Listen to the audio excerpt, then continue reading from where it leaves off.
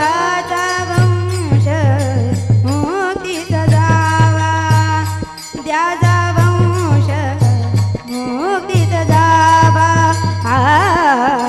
पोटाये तारले पाप, पोटाये तारले पाप,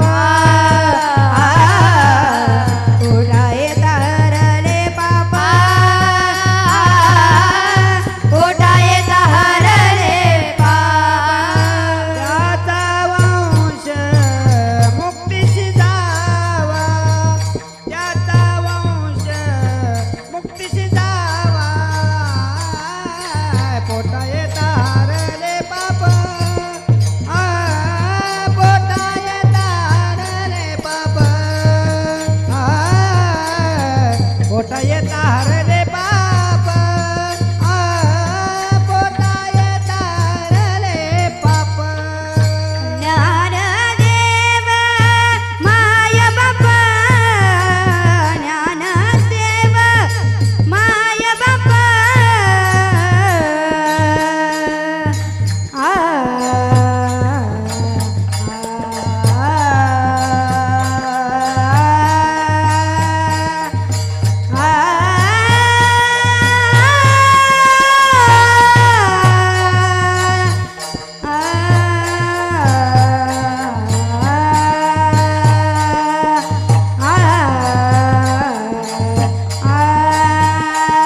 सारे ग ग रे ग प प ग प द न प न सा, सारे ग ग रे ग प प ग प द न प न, सारे ग ग रे ग प प ग प द न प, सा द प द प प ग प द प ग रे सा, सा द प द प प ग प द प ग रे सा.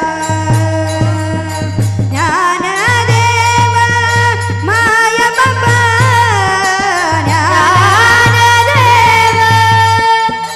माय बाप. पोटाये तारले पाप, पोटाये तारले पाप, पोटाये तारले पाप, पोटाये तारले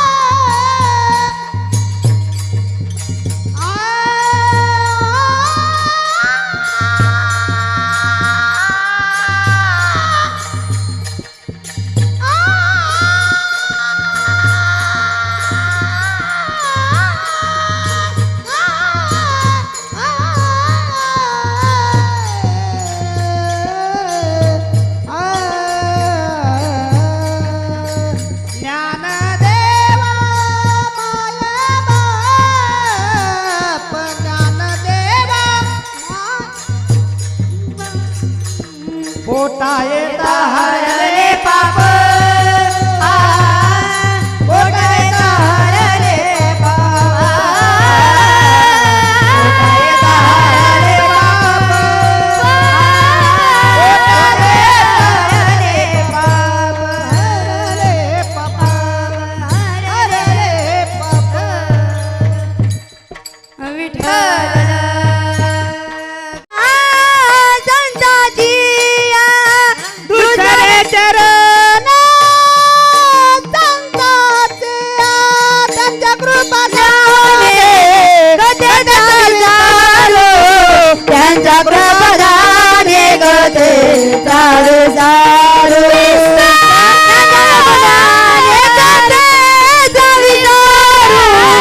त्यांच्या प्रपदाने गते सारू सारू.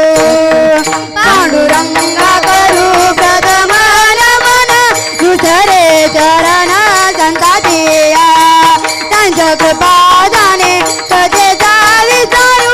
बाबाजी सद्गुरु दास तुका पांडुरंगा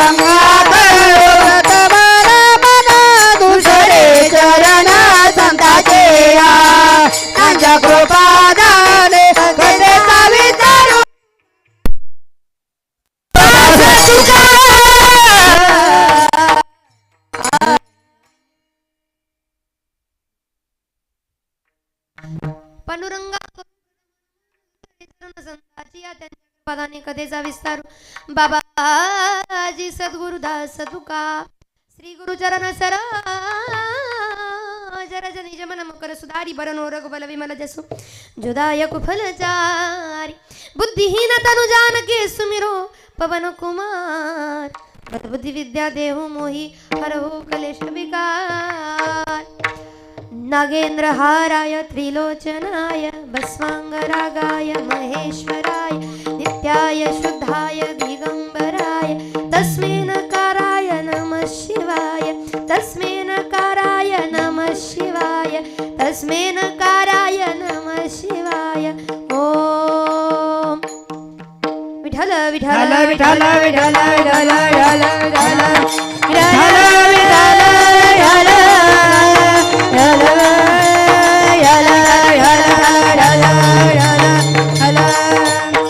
जगी ऐसा बाप व्हावा त्याचा वंश मुक्ती सजावा पोटा येता हरले पाप ज्ञान दे पोटा येता हरले पाप ज्ञान बाप प्रस्तुत प्राप्त प्रसंगी प्राप्त स्थळी कीर्तन रूपी सेवे करता उच्चारेला अभंग महान वैष्णव भक्त विश्ववंदनीय महाराष्ट्र भूषण जिजाऊ रमण पाषाण दुंपन पाचव्या वेदाचे निर्माते अखंड जनकल्याण करता आपल्या मुखारविंदातून अमृतवाणी या जगाला देणारे साधू संतांचं जीवन हे जगाच्या कल्याण करत असते हे दावून देणारी अनाथांचं साधकांचं वारकऱ्यांचं ज्यांना बाप म्हटलं जातं असे असणारे जगद्गुरु जगदवंदनीय तुकोबार आहे यांचा साधा सोपा सरळसा 4 चरणाचा अभंग मात्र 2 चरणाचा बाप जीवनात किती महत्वाचा आहे किंवा ते बाप आपले वडील आपल्यासाठी कितपत करतात काय काय करतात हे सांगणारा अभंग विठ्ठल विठ्ठल विठ्ठल विठ्ठल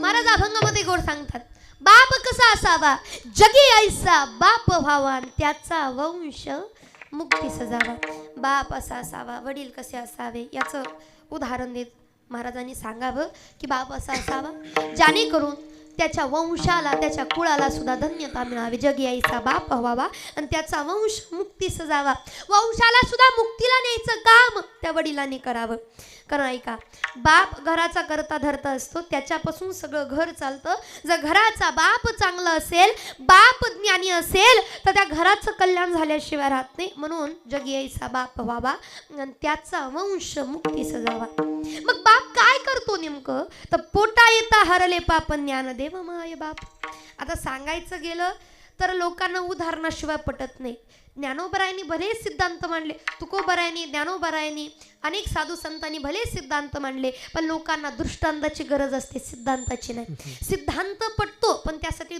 दृष्टांत लागतो मग बाप किती आमच्यासाठी करतो मग बाप काय करतो तर आम्हाला एखाद्या जर आम्ही पापामध्ये अडकत असेल तर ते पाप आमच्या जवळ येण्या अगोदर पापाचं हरण करतो मग असं हरण करणारं कोण आहे तर पोटा येता हरले पाप ज्ञान देव माय बाप ज्ञानोबरायाला माय बापाची उपाधी दिली त्याचं कारण काय चिंतनामध्ये आपल्याला पाहायचंय पण अजून महाराजांनी सुंदर सांगावं की मुळात बाप जर ज्ञानी असेल तर त्या घराचं कल्याण झाल्याशिवाय राहत नाही त्याचं कारण बघा आपण सगळे आता शेतकरी आहोत सगळे गावाकडची माणसं आहेत सगळ्यांचं आता दररोज शेतामध्ये जाणं आहे प्रत्येक इकडं तिकडं फिरणं आहे दररोजच्या जीवनामध्ये तुम्ही आम्ही झाडं पाहतो झाड पाहिले ना सगळ्यांनी झाडं पाहिलीत का सगळ्यांनी नाही म्हणणं का ज्यांनी झाडं पाहिली नाही तो माहितला नाहीच म्हणायचं तो वरून आलाय म्हणायचं झाडं सगळ्यांनी पाहिलेत आता विचार झाडाचा जर केला तर झाडाची मुळं चांगली असतील तर झाड चांगलं आहे झाडाची मुळं चांगली असतील तर झाड चांगलं आहे झाडाची मुळंच किडलेली असतील तर त्या झाडाला फळं चांगली लागतील का लागतील आपल्या गावाचं नाव आंबड ना आंबडकर लागतील का चांगली अजिबात नाही का त्याला मूळ चांगलं पाहिजे बरोबर आणि हे उदाहरण फक्त महाराजांनी झाडाचं नाही दिलं महाराजांना याच्यातनं तुमची आमची सत्यता दाखवायची ज्या घराचं मूळ पायाच चांगला नाही त्या घराला फळं चांगली येतील का त्या झाडाला फळं चांगली येतील का म्हणून घराचा पाया म्हणजे करता धरता घराचा असणारा बाप तो जर चांगला असेल तरच फळं चांगली येणार आहेत. कारण शुद्ध बीजापोटी फळे रसाळ गोमटी. पण त्याच्याकरता मुळं चांगलं असणं गरजेचं आहे. मग जर बाप चांगला असेल अर्थातच लेकरं चांगली असतात. आणि म्हणून मुळे होता बाप ज्ञानी तरी आम्ही लागलो ध्यानी. म्हणून आम्ही ध्यानाला लागलो. म्हणून हे सगळं वैभव आम्हाला भेटलं का आमच्या बापाची देण आहे गड्या. आणि म्हणून देवा तुझ्याकडे आमची काहीच इच्छा नाही, काहीच मागणं नाही. पण ऐक, या लेकराचं खरंच कल्याण करावं वाटतं तर एकच इच्छा तुझ्याकडे आहे. देवा मी तुझ्या पोटीचं बाळ आहे ना, तर एकच इच्छा पुरव. असा बाप आमच्याकडे असू दे जेणेकरून त्याची सेवा करून आम्हाला आमच्या कुळाचं आमच्या सगळ्याचं नव्याने आमचा उद्धार करून घेता यावा.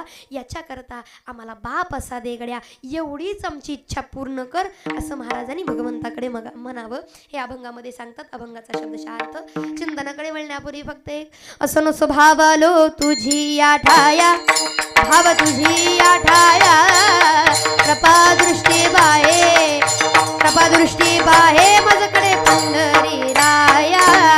असो नसो भावालो तुझ्या ढाया, आलो तुझी आठाया, कृपा दृष्टी पाहे, कृपा दृष्टी पाहे माझ्याकडे पंढरी राया. असं नसो भावालो तुझी आठाया, कृपा दृष्टी पाहे माझ्याकडे पंढरी राया, कृपा दृष्टी पाहे माझ्याकडे पंढरी राया. असो नसो भावालो तुझ्या ढाया, कृपा दृष्टी पाहे माझ्याकडे पंढरी राया, कृपा दृष्टी पाहे माझ्याकडे पंढरी राया. असो नसो भावालो तुझी आठाया, कृपा दृष्टी पाहे माझ्याकडे पंढरी राया. विठ्ठल विठ्ठल विठ्ठल विठ्ठल विठ्ठल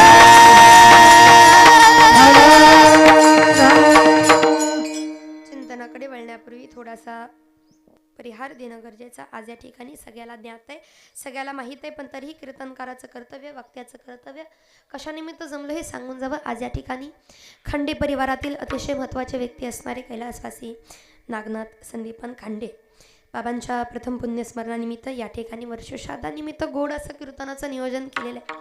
आता तसं पाहायला गेलं बाबा, जो व्यक्ती या पृथ्वी तला जन्माला आलाय त्याला एक ना एक दिवस मरावं लागणार आहे. कारण ज्या दिवशी आपल्या जन्माची तारीख ठरली त्या दिवशी मरणाची तारीख सुद्धा आम्ही घेऊन आलेलो.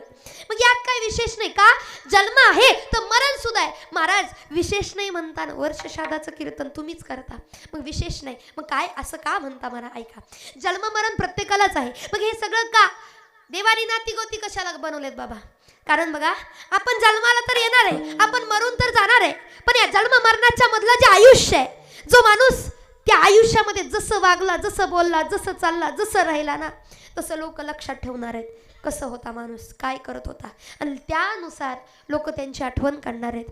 आणि आज बाबांना जाऊन पहा, 1 वर्ष बाबांना जाऊन 1 वर्ष पूर्ण झाले तरी असणारे खांडे परिवार त्यांना न विसरता त्यांच्यासाठी आज या ठिकाणी एवढं सगळं करतात. खरं पाहायला गेलं, गेलेल्या जीवात्म्याचे काही ना काही आपल्यावर उपकार असतात. त्या उपकाराची परतफेड म्हणून, त्या उपकाराचं देण म्हणून त्याच्यासाठी काही ना काही करणं आपल्या कर्तव्य असतं. आणि आज सांगायला गेलं बाबा, सोपी नसतं. आपल्यातनं एखादं व्यक्ती जाणं, लोक सहज म्हणतात रडू नका, लोक सहज म्हणतात स्वतःला सावरा, पण ज्या व्यक्तीच्या काळजाजवळचा व्यक्ती गेला ना, त्या व्यक्तीलाच त्या व्यक्तीचं जाण्याचं दुःख माहीत असतं. आपल्याला त्या व्यक्तीचं दुःख नाही सांगतात बाबा, कारण जेव्हा आपल्याला ते दुःख होतं तेव्हा त्या दुःखाची जाणीव होते. खरं पाहायला गेलं, आज खांडे परिवारावरती दुःखाचा डोंगर आहे, परंतु या दुःखातून सावरण्याचं बळ भगवंत त्यांना देव. याच्याकरताच तर दारामध्ये हरिकीर्तन आहे. आज पाहायला गेलं त्यांचं असणारा संपूर्ण परिवार, असणारे त्यांची 2ही मुलं, 1 कन्या, त्यांचे भाऊ आदी करून संपूर्ण परिवार आज एकत्र येऊन त्यांच्यासाठी करत आहेत. गेलेल्या जीवात्म्याला अजून काय पाहिजे? खरं पाहायला गेलं, प्रत्येक जीवात्म्याची एक इच्छा असते की भले मला शेजा पाजाऱ्यांनी माझी आठवण नाही काढली, मला फरक पडणार नाही, नातेवाईकांनी अहो गावातल्यानी आठवण नाही करली फरक पडणार नाही, पण किमान माझ्या लेकरा बाळांनी माझी आठवण काढावी. त्यांनी तरी माझ्या नावाने 4-2 गोष्टी सत्कर्माच्या कराव्या एवढीच गेलेल्या जीवात माझी इच्छा आहे. आणि म्हणून त्यांच्याकरता आज त्यांची लेकरं, त्यांचे भाऊ, त्यांचा असणारा संपूर्ण खांडे परिवार त्यांच्यासाठी करतात. खरं पाहायला गेलं हे केल्याशिवाय गेलेल्या जीवात्माचा उद्धार नाही, गेलेल्या जीवात मला मोक्ष नाही. हे करणं भाग आहे बाबा. कारण पहा, वर्षश्राद्ध म्हणजे काय हो? वर्षश्राद्ध जे श्राद्धापूर्वकाने वर्षांनी केलं जातं ते वर्षश्राद्ध. आजच्या दिवशी तो जीवात्मा भगवंताच्या दारामध्ये उभा आहे, त्याच्या पापा पुण्याची गणना आहे. आणि यदा कदाचित त्याचं पाप जर जास्त भरलं, आता जसं पाहायला गेलं वरती गेलेल्या प्रत्येक मनुष्याचं पापच जास्त भरतं. त्याचं कारण आम्ही करायला जातो, पुण्य करून बसतो पाप. वरती गेल्यानंतर जर भरलंच पाप तर दादा त्याच्यातून सुटका होई याच्याकरता तो जीवात्मा देवाला विनंती करतो, देवा आम्हाला नरकात नाही पडायचं, आमच्या उद्धाराकरता काहीतरी करा, आम्हाला मोक्षाला लावण्याकरता काहीतरी करा. मग त्यावेळेस भगवंतानी सांगावं, मी नाही काही करू शकत. जर करू शकतात तर एक मात्र तुमचे परिवार, तुमच्या नावाने जर तुमच्या परिवाराने दान धर्म केली, सत्कर्म केली, अन्नदान केलं, दारामध्ये हरिकीर्तन केलं, हे जर सत्कर्माच्या गोष्टी केल्या तर तुमच्या पुण्यामध्ये वाढ होईल आणि तुम्हाला मोक्षाचा दरवाजा मोकळा होईल. याच्याकरता आज एवढा सगळा अट्टहास आहे, पण कशा करता? त्यांच्याकरता आहे. सांगायला गेलं मला त्यांचा कालावधी माहीत नाही, त्यांनी जीवनात काय केलं मला अजिबात माहीत नाही. पण मी एकच म्हणेल गड्या, आज त्यांना जाऊन 1 वर्ष होऊन सुद्धा त्यांच्यासाठी जर त्यांची लेकरं, त्यांचे भाऊ या ठिकाणी एवढं सगळं करत असतील तर मला वाटतं जगाकरता ते कसे जरी असले तर घर परिवारासाठी त्यांचं प्रेम उत्तम होतं. म्हणून 1 वर्ष त्यांना पूर्ण झाली तरी त्यांना न विसरता आज त्यांच्यासाठी करतात. आणि गेलेल्या जीवात मला अजून काय पाहिजे? खरं पाहायला गेलं आपल्यातनं एखादा जीवात्मा जाणं सोपी गोष्ट नसतं. पण मला एक वाटतं, जरी आपण गेलो ना तरी आपलं काही ना काही मागं राहिलं पाहिजे. महाराज काय मागं ठेवावं? तुका म्हणे का मरण्याची सरे, तुका म्हणे का मरण्याची सरे, तुका म्हणे का मरण्याची सरे, तुका म्हणे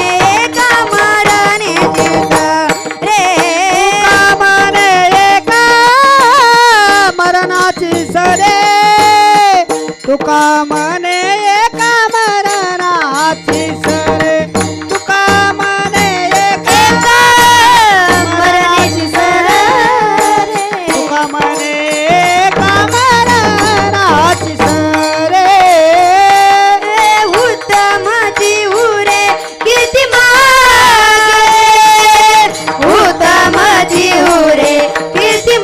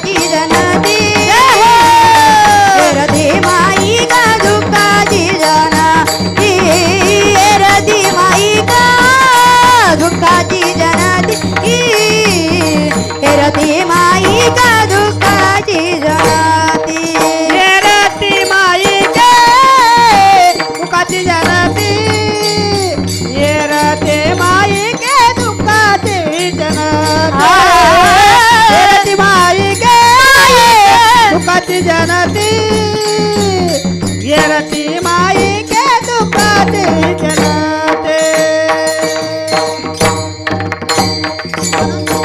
तुका म्हणे एका मरणाची सरेन उत्तमाची वय कीर्ती मागे. आणि आज या ठिकाणी त्यांच्या नावाने असणारे खांडे परिवार बाबांसाठी आज या ठिकाणी एवढं सगळं करतात. आणि दुसरी गोष्ट, हे सगळं होतंय पुण्याची तर गोष्ट आहे, पण दुसरी गोष्ट ज्या कालावधीमध्ये होतंय ते सगळ्यात महत्त्वाचं आहे. ही कालावधीमध्ये अर्थातच सगळ्याला माहीत आहे, कारण मला वेगळं सांगायची गरज नाही. माझ्यापेक्षा वयाने, ज्ञानाने, अधिकाराने मोठी असणारी मंडळी आहेत. सगळ्याला माहीत आहे की आता सध्या काय चालू आहे? पितृ पंधरवडा चालू आहे, बरोबर? या 15 दिवसामध्ये आपापल्या पितरांना खुश करण्याकरता आपापल्या पितरांना दान धर्म आपण करत असतो या पितृपक्षामध्ये, पितृ पंधरवड्यामध्ये, बरोबर? आणि ऐका, हे कारण पितरांचे आपल्यावर ऋण असतात बाबा. आपण म्हणतो काय आम्ही गेलेलं ना कुठं पाहिलं किंवा काय, पण आज जे आपल्याकडे आहे ते सगळी त्यांचीच देण आहे. म्हणून त्यांचे आपल्यावरती काहीतरी ऋण आहे, म्हणून त्या ऋणाची आपल्याला जाण आहे, म्हणून त्यांच्यासाठी आपण काही ना काही केलं पाहिजे. मग आपल्याला वर्षभर करता येत नाही, मग भगवंतानी काय केलं, चला बघ एवढं नाही जमत ना, 15 दिवस तरी करायचाल का नाही, म्हणून पितृपक्ष पितृपंधरवडा आपल्याला दिला. आणि याच्यामध्ये आपण आपापल्या पितरांचे ऋण व्यक्त करण्याकरता त्यांच्याकरता काय करतो तर अगदीच महाळ घालतो. आपल्या इकडे तुमच्या इकडे काय म्हणतात मला माहीत नाही, पण महाळच ना, हां महाळ असतात बाबा, आणि पितरांसाठी करतो. आणि आज सांगायचं म्हणजे या कालावधीमध्ये या आपल्या परिवाराकडून खंडे परिवाराकडून याच कालावधीमध्ये बाबांसाठी सुद्धा एवढं सगळं होतंय. म्हणजे पुण्य तर आहे पण डबल पुण्य बाबा, कारण हे केल्याशिवाय मार्ग नाही. आणि आज महत्त्वाचं म्हणजे दारामध्ये हरिकीर्तन होतात. बरेच लोक प्रयत्न करतात हो कीर्तन घ्यायला, पण दारामध्ये कीर्तन होत नाही, कारण दारामध्ये कीर्तन व्हायला सुद्धा भाग्य लागते. भजन कीर्तन भाग्यवंत घरी भजन कीर्तन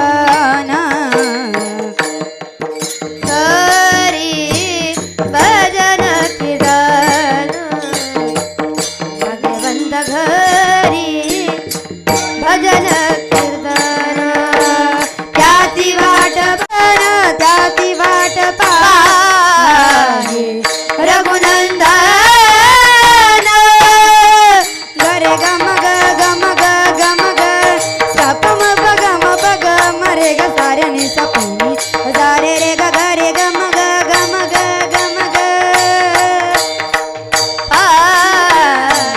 त्याची वाट पाहे रघुनंदन त्याची वाट पाहे रघुनंदन भाग्यवंत घरी भजन कीर्तन भाग्यवंत घरी भजन कीर्तन. भाग्यवंताच्या दारामध्ये कीर्तन होतं. या निमित्ताने काय असे ना, तर आपल्या खंडे परिवाराच्या दारामध्ये आज या ठिकाणी कीर्तन होत आहे.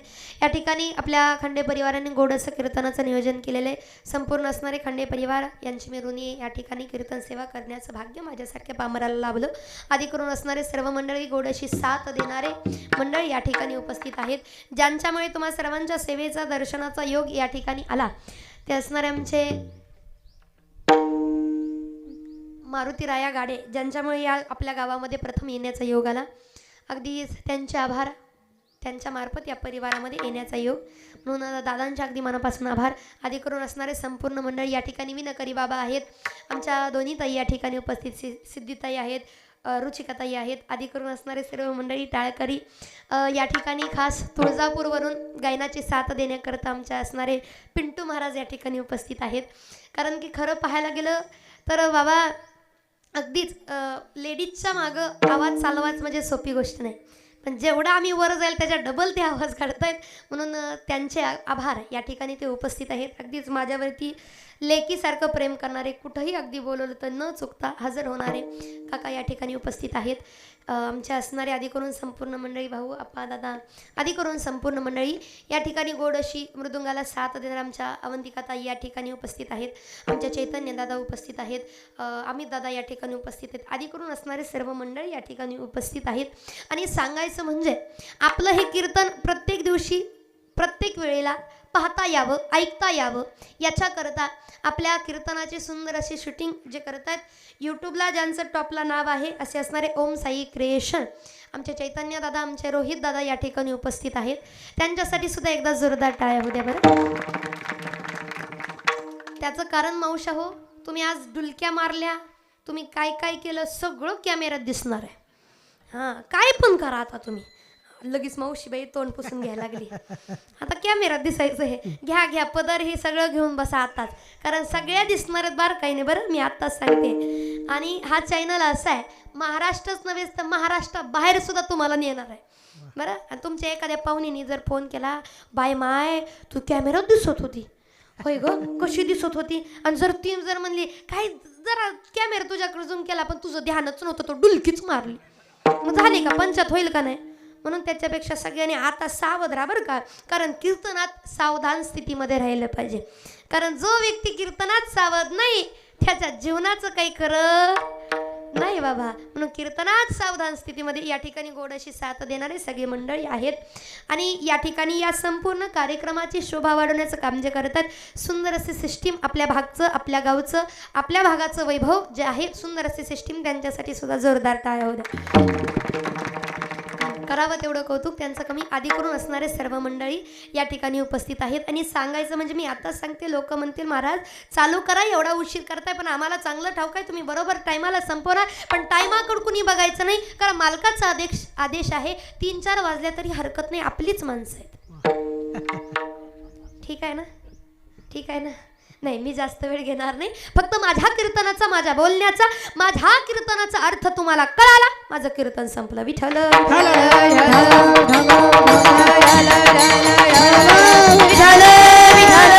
विठ्ठल विठ्ठल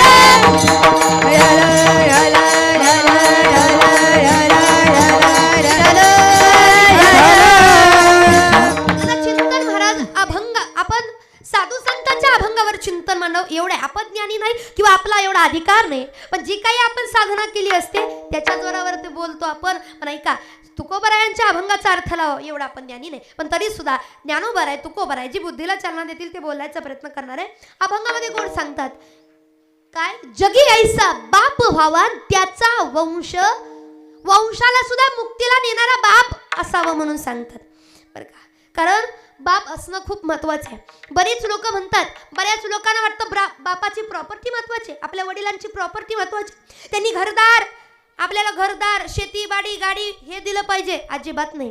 बापाची प्रॉपर्टी कधी महत्वाची नसते गड्या, बापाची धन संपत्ती महत्वाची नसते, बापाचा आधार महत्वाचा असतो, बापाचा हात महत्वाचा असतो. कारण जोपर्यंत बापाचा हात आपल्या डोक्यावर आहे तोपर्यंत कुणाची हिंमत होत नाही वाकडी नजर आपल्याकडे. बघा तुम्ही, जोपर्यंत बाप आहे आपल्या जवळ आपल्याला कुणासमोर हात पसरायची गरज पडत नाही. कारण आपला बाप काय म्हणतो माहित आहे का, आपला बाप लेकराच्या भवितव्याकरता स्वतःचा स्वाभिमान विकतो गड्या, स्वतःचा स्वाभिमान विकतो. आठवा ते क्षण इथं एवढ्या महिला मंडळ आहेत, आपल्या लग्नात बाप कुणाकुणाच्या नाही पाया पडला हो, सगळ्याच्या पाया पडला का, माझ्या ताईडीचं लग्न आहे, स्वाभिमान बाजूला ठेवला, कुणासमोर हात जोडत नव्हता, कुणासमोर पाया पडत नव्हता. पण जेव्हा त्याच्या ताईडीच्या लग्नाची वेळ आली आणि पोराच्या शिक्षणाची वेळ आली, सगळ्याच्या हातापाया पडला हो बाप. दादा माझ्या ताईडीचं लग्न आहे हो, दादा चांगलं झालं पाहिजे, एकुलती एक पोरगी आहे हो. लोकांनी असं नाही म्हणलं पाहिजे पोरीचं लग्न आहे म्हणून कसंही केलं, लोकांनी म्हणलं पाहिजे अरे पोरगी होती पण लक्ष्मी सारखा सांभाळ केला आणि काय लग्न केलं गड्या थाटामाटात. दादा काय होऊ द्या, लग्न चांगलं झालं पाहिजे. महिला मंडळ खरं सांगा, आपला बाप गरीब होता, नाही बापाकडे 1 रुपया नसू द्या,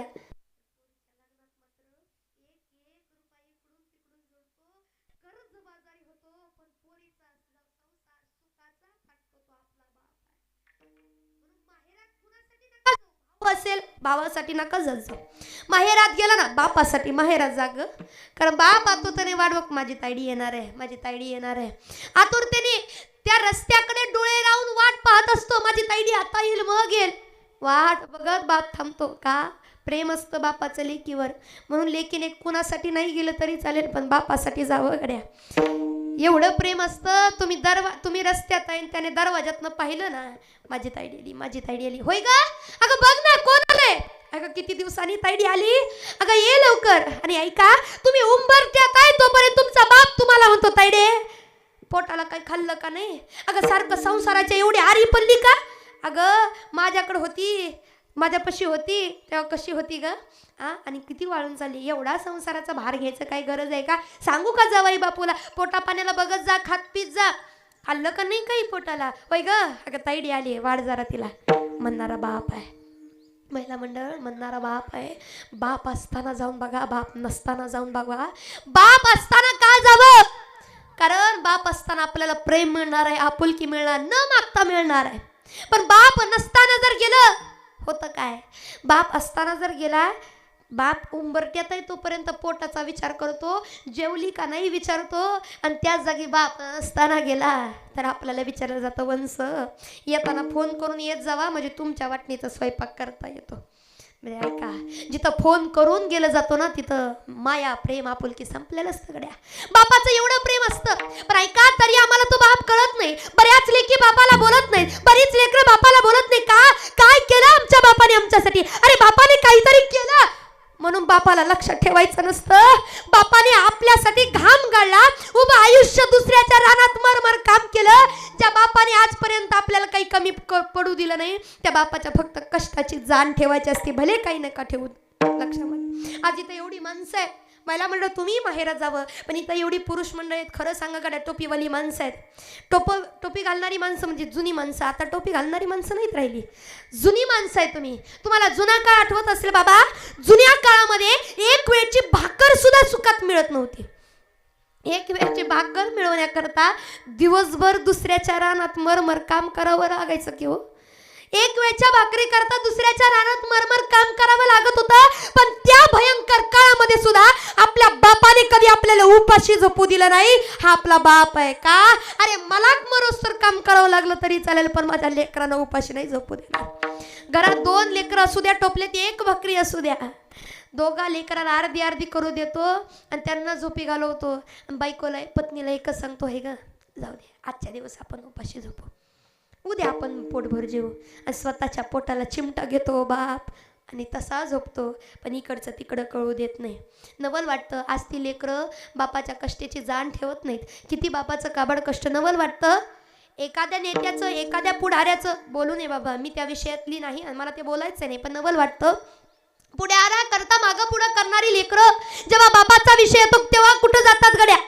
जेव्हा आपण पुढाऱ्या करता 2-2 बाटल्या रक्ताच्या दान करू शकतो, तेव्हा बापा करता 1 ग्लास पाणी आपण का देऊ शकत नाही?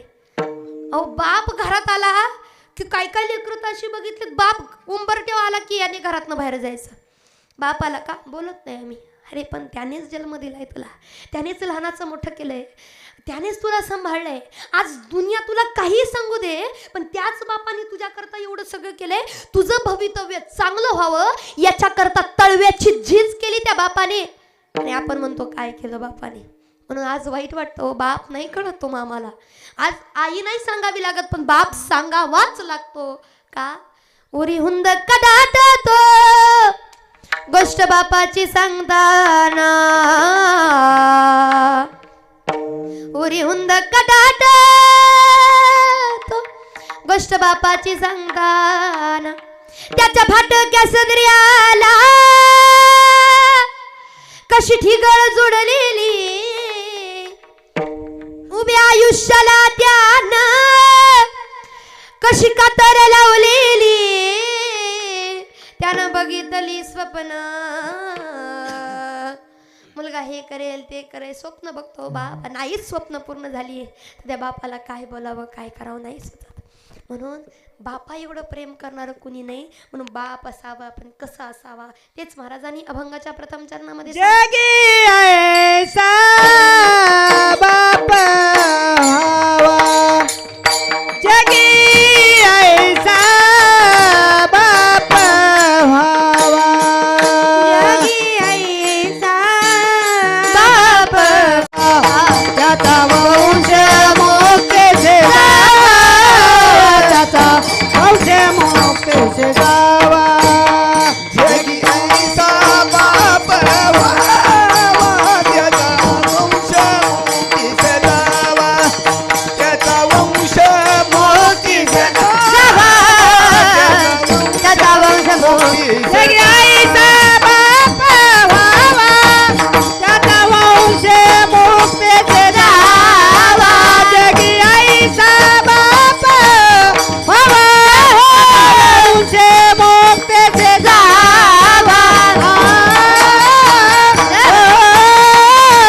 त्याचा वंश मोक्षेचे जावा. पोटा येता हरले पाप, पोटा येता हरले पाप, पोटा येता हरले पाप, पोटा येता हरले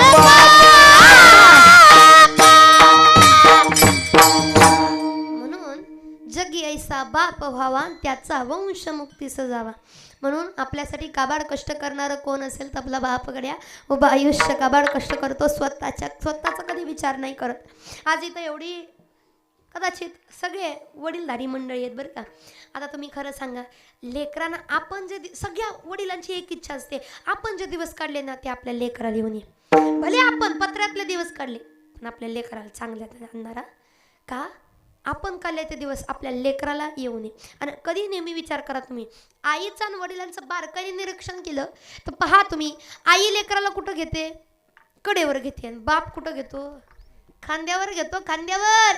आई कडेवर घेते, त्याचं कारण मी जे जे पाहिलं ते माझ्या लेकरांनी पाहून. बाप खांद्यावर घेतो, त्याचं कारण अरे जे आजपर्यंत मी पाहू शकलो नाही ते माझ्या लेकरांनी पाहून. विचार करणारा बाप आहे. इथं एवढे मायबाप आहेत, इथं एवढे वडीलधारी मंडळी आहेत. खरं सांगायचं तुम्हाला काय वाटतं, आपल्यापेक्षा आपल्या लेकराचं भलं हो वाटतं ना? होण्याकरता तुम्ही काय काय करता हो?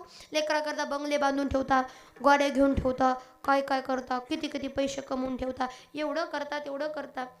मला काय वाटतं, त्या लेकरांनी त्या गोष्टीची किंमत ठेवली तर केलेल्याचं सार्थक आहे का नाही? आहे का नाही चष्माले बाबा? आहे का नाही?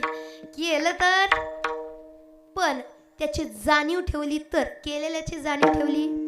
तुम्ही लेकराला बंगले बांधून दिलं आणि म्हातारं झाल्यानंतर सून तुम्हाला पैरवणं वरच येऊ देणे. तात्या आताच घर पुसलंय व्हा खाली. मग एवढं बांधून दिलेलं काही राहिलं? मग तुम्ही म्हणसाल महाराज एवढं कमवून काय करायचं, कुठं ठेवायचं, काय द्यावं आम्हाला. म्हणजे सॉरी, दान धर्म करावं. द्यावं म्हणजे तुम्हाला वाटेल डायरेक्ट पोरगी मागायलाच लागली, म्हणजे दान धर्म करावं. लेकरांसाठी हे करावं नाही असं मी म्हणत नाही, पण लेकरांनी त्या गोष्टीची जाण ठेवली पाहिजे गड्या. कारण बाप आपल्यासाठी किती करतो याची जाणीव ठेवली तर त्या गोष्टीची किंमत आहे बाबा. लोक जाणीव ठेवत नाही, सहज विसरून जातात. मग जगी ऐसा बाप व्हावा. का बाप? कारण बाप कसं असतं म्हणून सांगतात, बाप करी जोडी लेकराची ओढी, आपली कुरवंडी आळवणी. लेकरा करता तिळतिळ मरणारा कोण आहे तर बाप आहे. म्हणून त्या बापाचं असणं जीवनामध्ये खूप महत्वाचं आहे. आणि म्हणून जगी ऐसा बाप व्हावा, त्याचा वंश मुक्तीस जावा. मग वंशाला मुक्तीस नेण्याकरता अनेक वडील झालेत, अनेक वडील बाबा. वडील कसं असावं याचाच विचार केला, आपल्याला दिवस नाही पुरणार. नुसतं वडिलांवर बोलायला गेलं तर दिवस नाही पुरणार, पण कुळाचा, वंशाचा, घराचा, सगळ्याचा उद्धार करणारा बाप असला पाहिजे. अनेक उदाहरणं. पहिली गोष्ट उदाहरणात जर घ्यायचंच असेल तर छत्रपती संभाजीराजांचे वडील म्हणजे छत्रपती शिवाजी महाराज. बाप असा असावा, बापाच्या पावलावर पाऊल ठेवून चालणारं लेकरू असावं. छत्रपती संभाजीराजांचे वडील छत्रपती शिवाजी महाराज. बाप असावा तर असा असावा, बाप असावा. आता ऐका, प्रत्येक वेळेस आपण आईला पुढे घालतो, कारण आईने 9 महिने 9 दिवस आपल्याला पोटामध्ये उदरामध्ये वागवलं. आईने लहानाचं मोठं केलं, मान्य आहे. आईने लहानाचं मोठं आपल्याला केलं, मान्य आहे. पण ऐका, प्रत्येक वेळेस आपण आईचं बलिदान मानतो, आईने किती संस्कार केले हे मानतो. आपण जिजाऊ मासाहेबांचे संस्कार मानतो, पण त्या जागी आपण शहाजीराजांची शिकवण मात्र विसरून जातो गड्या. आपण सगळं मानतो, आपण देवकी मातेचा त्याग लक्षात ठेवतो, आपण यशोदे मातेने केलेलं संगोपन लक्षात ठेवतो, पण त्याच जागे माझ्या वसुदेवाने केलेलं त्याग मात्र विसरून जातो. नंदलालाने केलेला, नंदाने केलेला त्या संगोपन मात्र आपण विसरून जातो. जीवनामध्ये बाप कुणासारखा असावा याचं उत्तम उदाहरण असेल वसुदेव. का? जगाच्या कल्याणाकरता आपले पोटचे गोळे 7 लेकर हाताने माराय, काळाच्या दरवाजात फेकावे हो. का? कारण या जगाच्या उद्धाराकरता 8वा अवतार येणार आहे, आणि तो 8वा अवतार येण्याकरता आपल्याला या 7 लेकराचं बलिदान द्यावं लागणार आहे. याच्याकरता जगाच्या पाठी होतो एक बाप, म्हणजे माझे वसुदेव असे होते बाबा, एक बाप असं ज्याने आपल्या लेकरांना स्वतःहून मरणाच्या दारात पाठवलं. सांगा कोण बाप असं करतं का? पण जगाच्या कल्याणाकरता स्वतःच्या लेकरांना सुद्धा मारायला तयार झाले हो. म्हणून त्याग त्या बापाचा महत्वाचा आहे. म्हणून त्याग त्या बापाचा. नंतर अनेक आहेत. नंतर आपले दशरथ राजा. कारण आपण सगळं हेच मानतो की श्रीरामाला जन्म देणारी माता किती भाग्यवान असेल.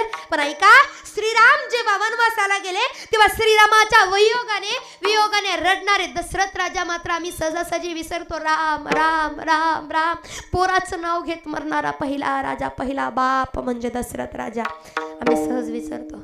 जगादुनियेत बापा एवढं प्रेम कोणीच करू शकत नाही. म्हणून बापा एवढं प्रेम का? कारण बाप लेकराजवळ एवढं सुद्धा पाप येऊ देत नाही. त्याचं कारण महाराज अभंगाच्या पोटा येता हरले पाप, पोटा येता हरले पाप, करे घसरणीचा पोटा येता हरले पाप, पोटा येता हरले पाप, गरे गरे जाणीचा हरले पाप, पोटा येता हरले पाप, पाप पोटा येता हरले पाप, पोटा येता हरले पाप पोटा येता हरले पाप, पोटा येता हरले पाप, गरे गरे गरे झाली जा पोटा येता हरले पाप, पोटा येता हरले गरे गरे जा पोटा येता हरले पाप, पोटा येता हरले पाप, पोटा येता हरले पाप, पोटा येता हरले पाप, ज्ञानदेव माय बाप,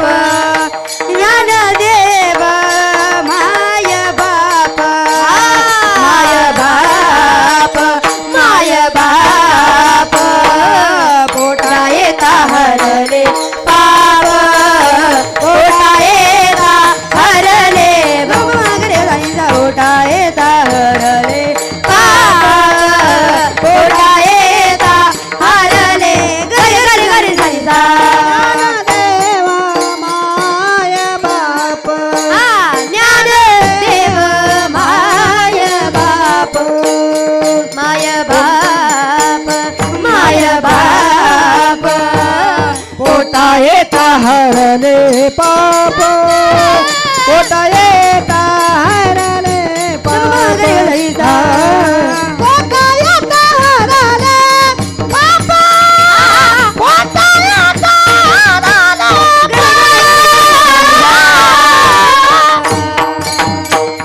वा, पोटा येता हरले पाप, ज्ञान देव माय बाप. खरं सांगू, आज खऱ्या अर्थाने तृप्तीची ढेकर आल्याशिवाय राहणार नाही. कारण बाबा असलं आम्हाला असलं भेटत नाही बाबा. सांगायचं म्हणजे दररोज थोडी गुलाबजामुन भेटतं. माझ्या बोलण्याचा अर्थ समजून घ्या. आज गुलाबजामुनाची पार्टी म्हणाय गेलं.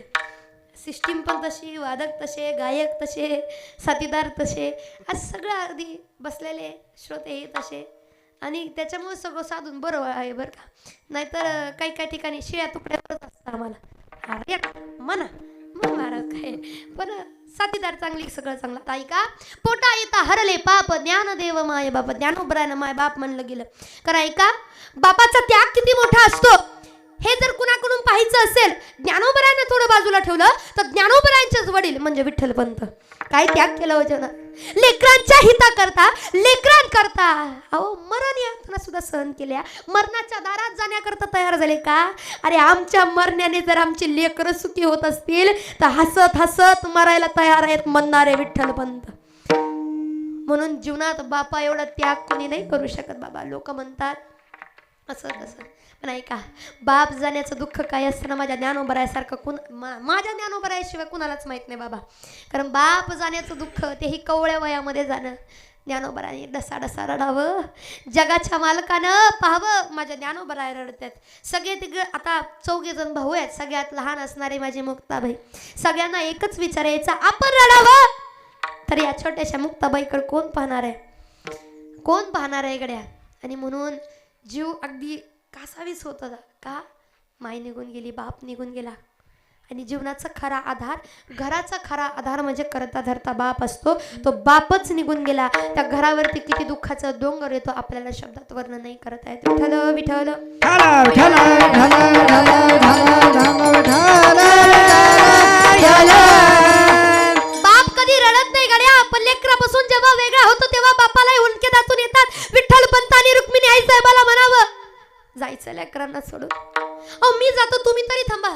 नाही म्हणे, जिथं पतीच नाही तिथं पत्नीचं काय काम, मलाही तुमच्यासोबत यायचं.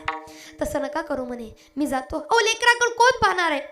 नाही म्हणे, मलाही तुमच्यासोबत यायचंय. विठ्ठल पंतांना आवरलं नाही, हुंदके दाटून आले. विठ्ठल पंतांनी म्हणावं, होय ग खरंच जायचं आपण? अगं या लेकराला सोडून जायचं? अगं आपण गेल्यानंतर बाबा म्हणून कोणाला हाक मारायचे माझ्या ज्ञानदारानं, माझ्या मुक्ताईनं कोणाला हाक मारायचे ग? होय ग खरंच जायचं आपण? आणि त्यावेळेस मात्र त्या बापाच्या मुखातून आलेले शब्द आहेत, कासावीस प्राण मन तळमळी,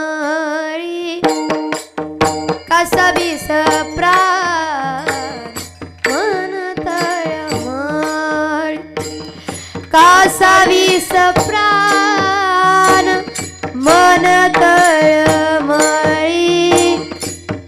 कासावीस प्राण मन तळमळी, कासावीस प्राण मन तळमळे, कासावीस प्राण मन तळमळे, कासावीस प्राण मन तळमळे, कासावीस प्राण मन तळमळे, कासावीस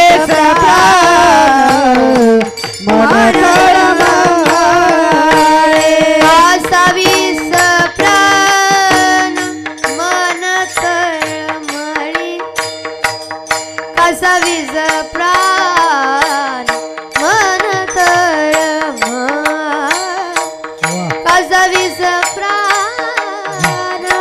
मन तळमळी, कासावीस प्राण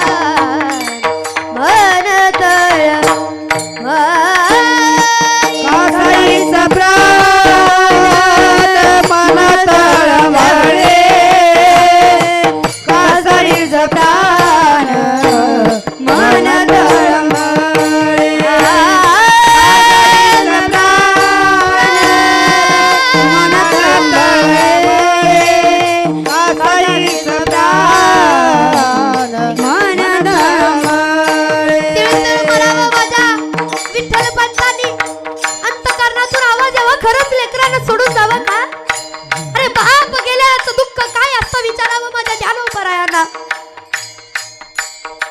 वैभव आहे तो, वारकरी संप्रदायाचं वैभव मानलं जातं माझ्या ज्ञानोपरायांना. त्या माझ्या ज्ञानोपरायांची व्यथा जरा ऐका. अरे कोवळ्या वयामध्ये, ज्या वयामध्ये लेकरांना आपल्या डोक्यावरती बापाचा हात हवा असतो, त्या वयामध्ये बाप जाण्याचं दुःख काय असं विचारा माझ्या ज्ञानोपरायांना. विठ्ठल पंतांनी म्हणावं, ज्ञान माझा मुक्ताई माझी.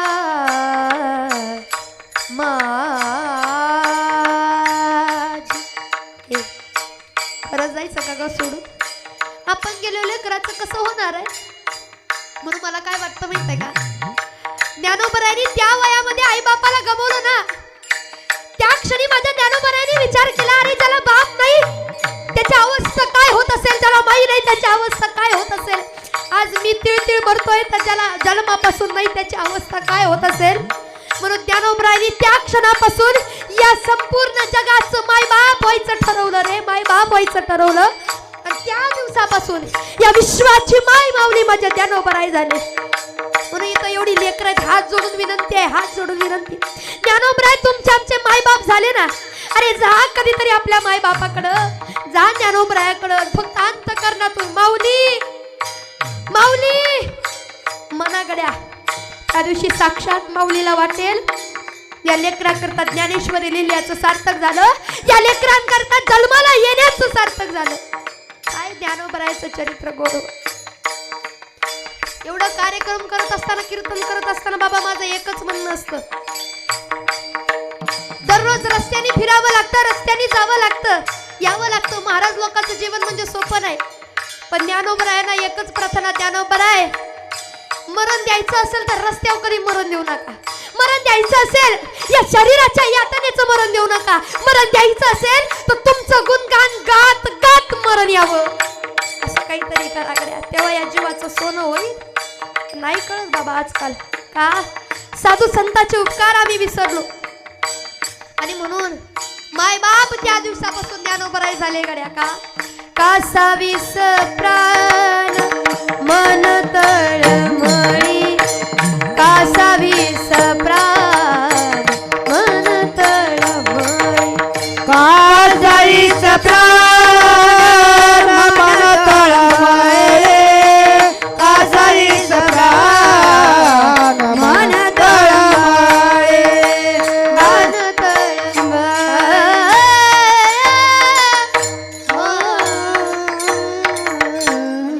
लेकरांकरता ज्ञानोबराय काय झाले, माय बाप झाले. आणि म्हणून पोटा येता हरले पाप, ज्ञान देव माय बाप. आणि ज्ञानोबरायांना काही लागत नाही हो. आणि तुम्हाला सांगू, ज्ञानोबरायांना माय बाप म्हणायचं एक कारण म्हणजे, थोडंसं लक्ष द्या. एवढं जरी ऐकलं तर बघा, हां थोडंसं लक्ष द्या. झाला आता संपत आला आपला वेळ, पण नाही मी जास्त घेणार नाही. पण मला सांगायचं म्हणजे एक,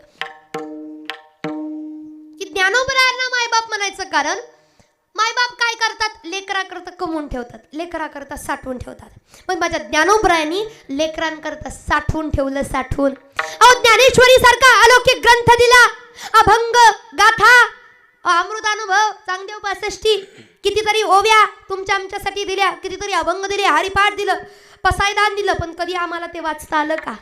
माझ्या माऊलीला तेव्हाच आनंद वाटेल जेव्हा ही लेकरं मायबाप म्हणून ज्ञानोबरायांची एक तरी ओवी वाचतील ना ज्ञानेश्वरीतील, तेव्हा जीवाचं सोनं झाल्याशिवाय त्या लेकराचं राहणार नाही. आणि त्या क्षणी ज्ञानोबरायांना आनंद वाटेल की आजपर्यंत मी केलेली साधना कुठेतरी उपयोगाला आली. आणि म्हणून एवढी लोक आहेत ना, ज्ञानोबरायांनी ज्ञानेश्वरी काय पूजायला नाही ठेवली.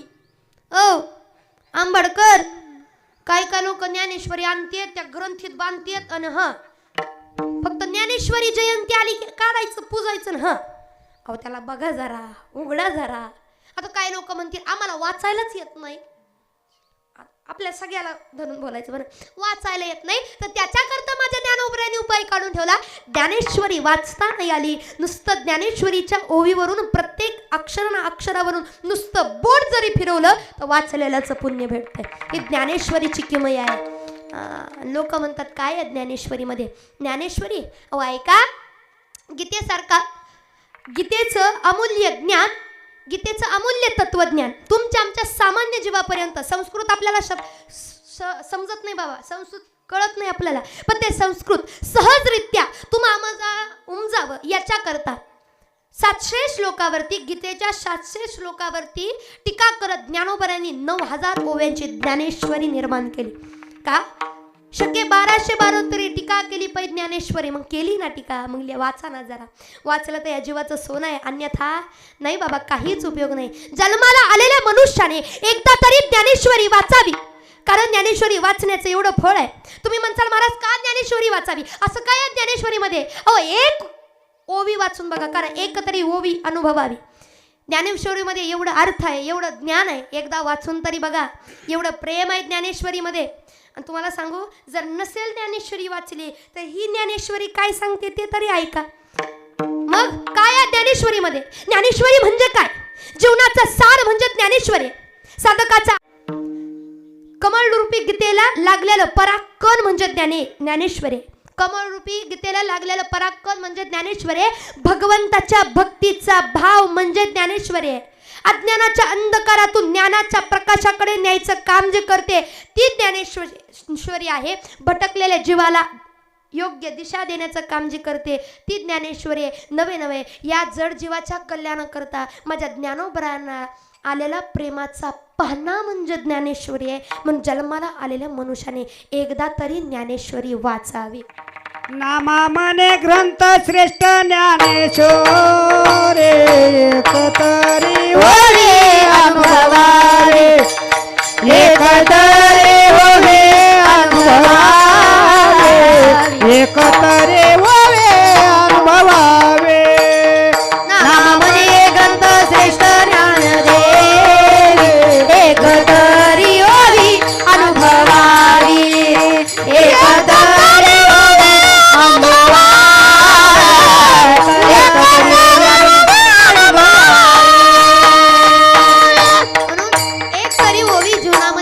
पाहावी जीवनाचं सोनं झाल्याशिवाय राहणार नका.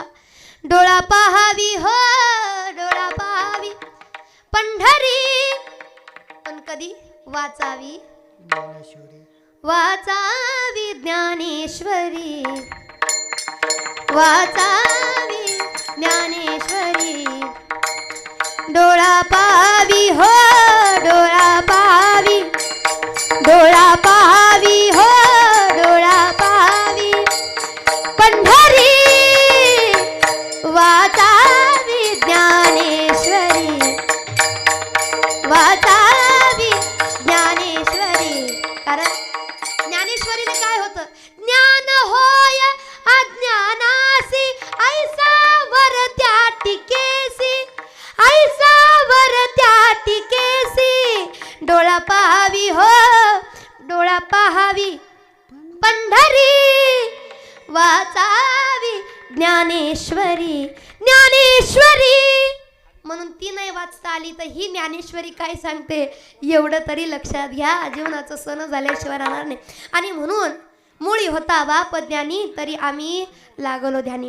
आमचा बाप ज्ञानी आहे ना, म्हणून घराचं मूळ पाया जर चांगलं असेल तर घर चांगलं होतं. म्हणून याच्याकरता मूळ चांगलं असणं गरजेचं आहे. मूळ म्हणजे बाप आहे आणि बाप चांगला असेल अर्थातच लेकरं चांगली असतात. मग बाप आमचा कोण आहे? ऐका, बाप कोण आहे? बाप रखुमा देवी वरू, तो आमचा बाप आहे. आणि ऐका, त्याचं गुणगान आपल्याला करावं लागणार आहे. कारण त्याच्या सत्तेने सृष्टी चालते. म्या बोलविला वेदू बोले, म्या चालविला सूर्य चाले, म्या हालविला प्राणू हाले, जो म्या जगाते चालिता. विश्व चालवणारा तो बाप आहे का? बाप माझा दीनानाथ, दीनानाथ आहे. आणि याच्याकरता त्या दीनानाथाचं गुणगान झालं पाहिजे. म्हणून सगळ्यांनी हाताने टाळी मुखाने ना विठोबा रखुमाई, विठोबा रखुमाई, विठोबा रखुमाई. म्हणून एक तो विटेवर उभा असणारा बाप आमची वाट बघतो प्रत्येक एकादशीला. प्रत्येक जसं लेक माहेरात यावी याच्याकरता बाप आतुरतेने वाट बघतो ना, तसं तर आमचा बाप ही लेकरं माहेरात यावी. कारण माझे माहेर पंढरी याच्याकरता कोंबरे हाटून बसलाय. कधी लेकरं येतात, कुठून लेकरं येतात. पण लेकरं आली तर मधल्यामध्येच निघून येते. तिथपर्यंत जर दात पण नाहीत बाबा, मग किती अवघड आहे. देवापर्यंत जावं गड्या.